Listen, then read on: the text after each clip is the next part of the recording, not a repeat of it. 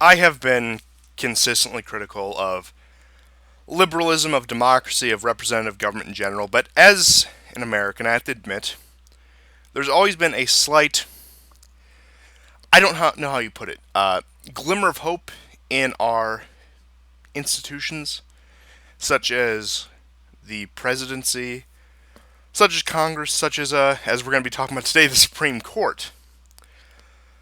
But I gotta say, that is fading and fading fast. Uh, so today, June 15th, 2020, the Supreme Court, in my calculation, made a series of blunders today. Now, those blunders include things like protections for LGBTQCAA rights or whatever, which ultimately means, again, you know how these things go. It allows them to run roughshod, and that's a 6-3 decision. And not only that, they also refused to hear two cases, one pertaining to the Second Amendment and self-defense laws, the other pertaining to California's sanctuary city and sanctuary state laws. Now, let's start with the big one. Let's start with the alphabet soup rainbow community, because it is now illegal to fire them or discriminate against them on the basis of their uh, gender or gender identity or sexual orientation or whatever any of that means. Because again, we know, we've seen how these things play out in the past. We've seen this for at least the past 60 years. Before that, if you really want to stretch it, but that means some dude in a dress, he could be 6'3", jacked, have a beard, everything.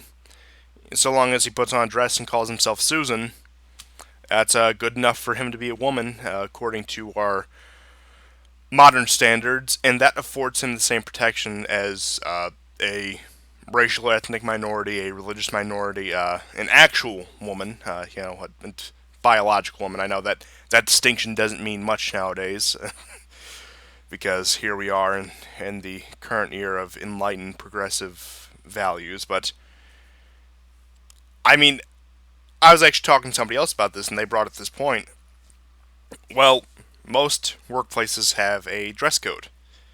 So if you come in looking like a fool, and I tell you to go home and change your clothes and come back and look like a presentable person, they can immediately cry discrimination. Like I said, if you got the bearded dude in a dress, you're gonna think he looks like a fool, and you're gonna say, "Look, buddy, go home. Put on some work appropriate clothes." And then you're gonna hear cries of transphobia or homophobia or whatever new word they make up to slander everything good and decent and normal, because that's the point we have reached now. And somebody else made the point, to keep on borrowing other people's points, that what happens when a private religious institution doesn't want to hire someone on the basis of uh, their gender identity or sexual orientation. I mean, you'd think, oh, they're a private institution, they have every right to do that, but we've seen the massive fallout of the Colorado baker, and this is the guy who simply did not want to make a gay wedding cake. Now, at no time he said he would refuse service to a gay person or a transgender. He just said he did not want to make what is on that cake. He did not want to make that particular cake. In which case, you'd think, completely his right to refuse the service. He's the one providing it. Now, I mean, if he didn't want to make a cake because it was too complicated, would they find a way to work their way around that? But again, that's getting off on a tangent, and I don't really want to go down that road again. But at this point, it's an enshrined value, no different than being a black man or a woman or a Muslim. Just simply being a man in the dress, or being a woman who claims to like other women. And, this is going to raise a lot of questions. Who says if somebody is a genuinely bad employee and they go to terminate them? Look, they could be in a straight heterosexual marriage and everything, but they could say, I'm in a polyamorous open relationship. Sometimes I have bisexual relations with members of the same sex, and they could say, you figured out about this, and you're discriminating on the basis of that. And again, seeing how the court works, seeing how the bureaucratic nightmare that the modern United States is works, they could probably make out with quite a payday. Now, to allow me to cover the other two, arguably it's worse because they didn't even hear these cases. The one was on the Second Amendment and self-defense, which we know with the, let's just put it mildly and say current unrest in this country, seems vital now more than ever with shops, personal businesses being burnt down. I'm sure you've all seen the clip, and I'm rather fond of it, of the big fat Italian guy defending his bakery and saying it's my property, and he comes out with his shotgun, still wearing his baking clothes and everything. I mean, realistically, now I believe that took place in a state where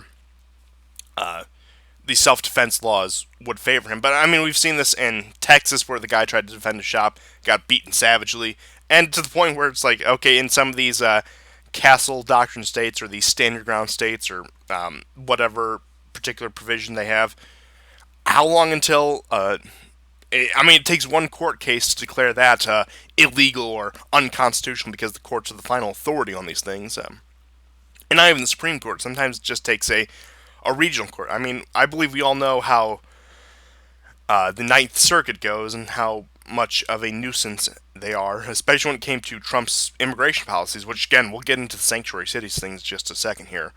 But, I mean, at this point, it's becoming something that's enshrined in the Constitution, which, again, apparently people still pretend to have any value in the modern United States. I mean, but I'll get back to that point as well. They pretend it has any value in the United States, even though, again, we see what direction that's going. You're supposed to have the Second Amendment for self-defense and defense against government abuses, and all of a sudden, lo and behold, that's gone out the window, apparently. I mean, like I said, it isn't as much as it blows this previous one, but we're one case away with the conservative justice on the Supreme Court. Keep in mind, with this transgender case, Trump's rock rib Republican Neil Gorsuch, his appointment, his replacement for Scalia, was the guy who signed on this. He was on board with this.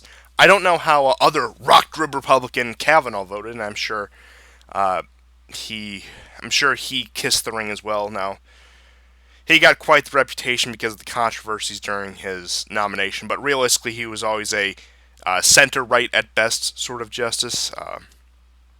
Unfortunately, and then that also begs the question: is someone like Ruth Bader Ginsburg still alive? I have my doubts, and I say that 100% seriously. I don't know. We haven't seen the woman in months. These Supreme Court hearings are usually pretty cornered off. You can't really access them. There's not really any cameras in there. So, look, your guess is as good as mine on that one.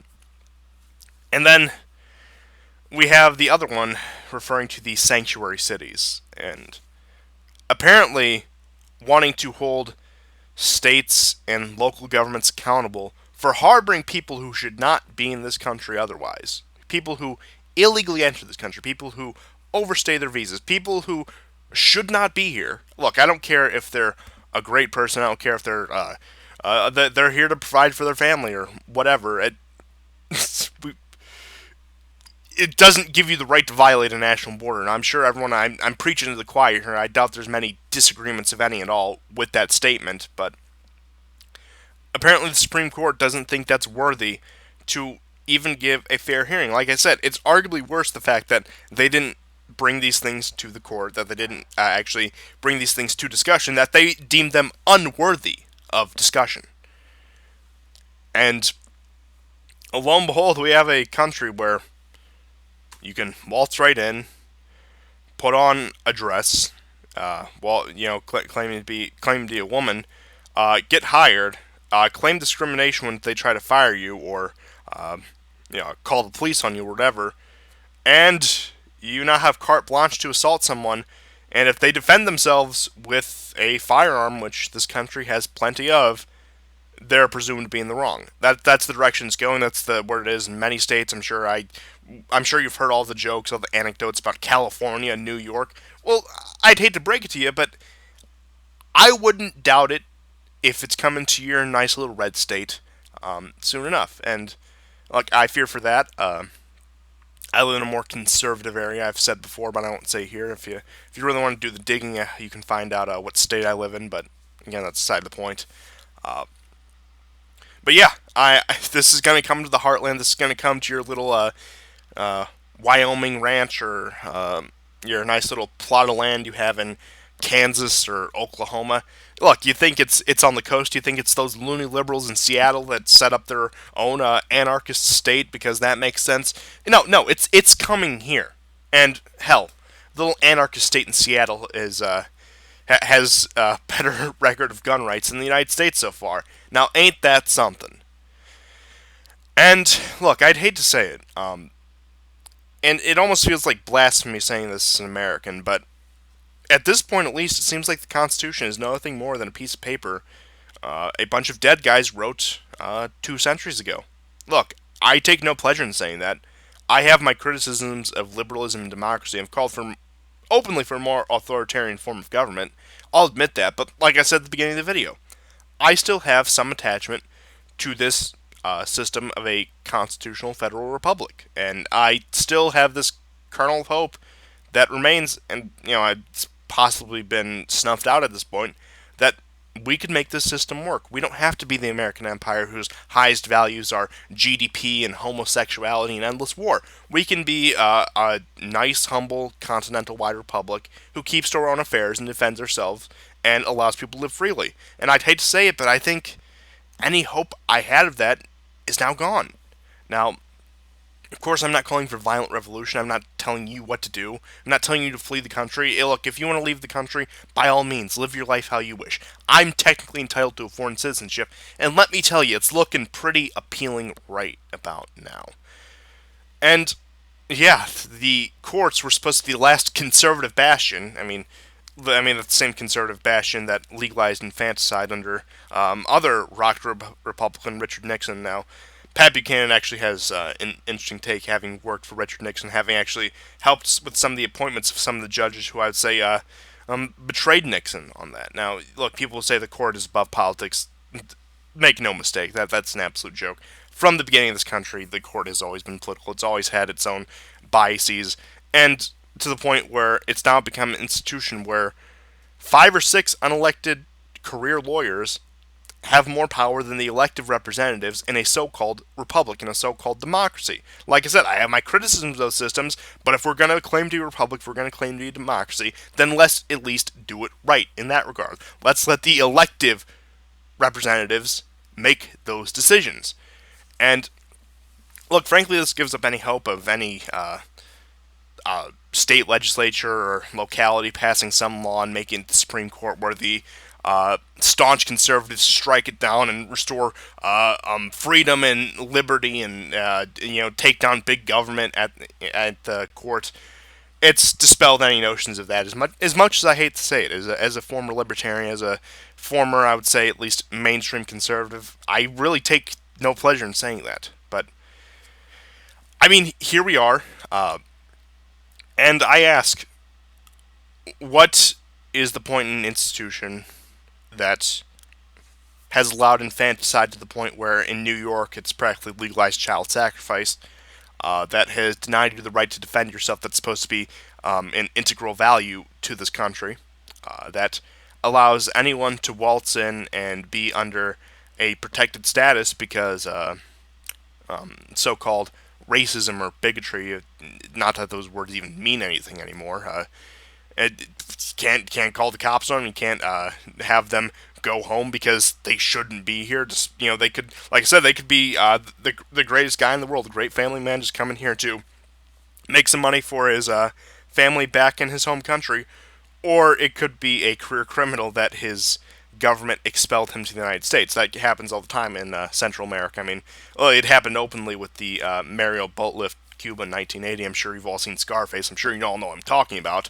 But yeah, at this point, I see no reason to respect an institution that has allowed infanticide, that has thrown open this country's borders, that has denied you the right to defend yourself, and to top it all off, to say you have to respect some dude in a dress claiming to be a woman because, oh yeah, and that's not even getting into the question of the Title IX and the We have to stand up for women's rights and get them in the workforce and make sure they have equality, whatever the hell that means. And that's not even getting into that, but I mean, at this point, my biggest cope was, well, at least under Trump we have the courts. At least he'll defend us there, and he'll give us good conservative justices and good conservative judges on the courts to make these decisions. Well, that notion has been dispelled, and honestly, on top of that, I'm exasperated. I wouldn't say blacked. Well, I think that's a term that gets used way too much without any clear definition. But